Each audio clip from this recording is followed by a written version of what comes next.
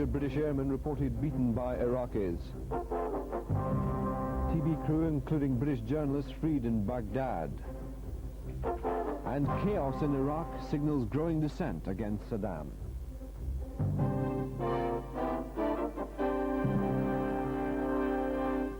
Well, we are joined now by international lawyer Sue Singleton, who can tell us about post-war legal questions, including war crimes and reparations. Sue, good afternoon to you. Good afternoon.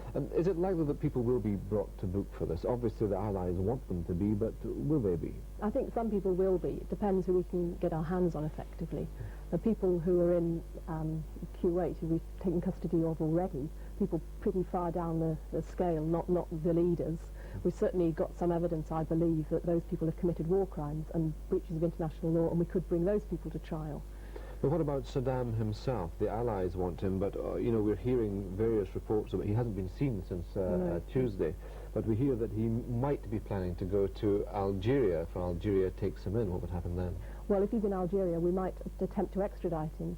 I think it's unlikely the Algerians would try him themselves, so they would have a right to do that under international law. It may be difficult for us to have any international sanction against him of that sort without having him in our own custody. So what kind of trial would be held then? A Nuremberg-style war crimes trial like the one after the Second World War? Well, it could be. I think it's much more likely it would be under the UN.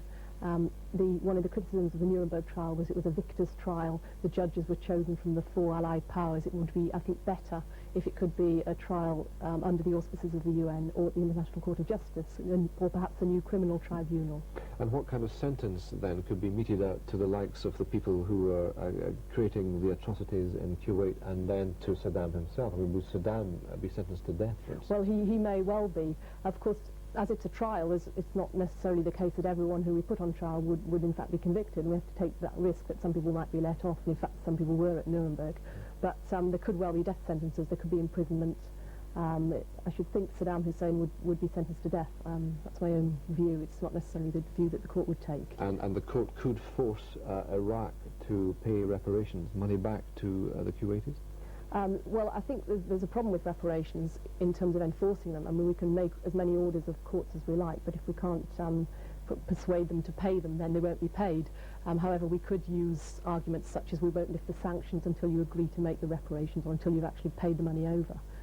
Right, Sue Singleton, thanks very much for coming into Sky. Thank you.